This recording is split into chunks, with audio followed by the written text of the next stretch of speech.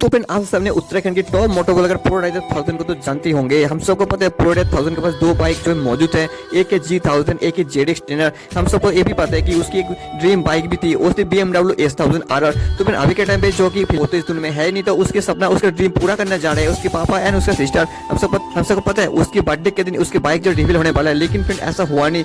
ऐसा क्यों नहीं है? आप सबको पता है S1000 RR यानी कि सुपर बाइक जो है इतना जल्दी नहीं मिलता है, तो उसको पहले बुकिंग करना पड़ता है, उसके बाद ही मिलता है। फिर हम सबको आने वाले जानवर उसकी ड्रीम बाइक S1000 RR देखने को मिल जाएगा।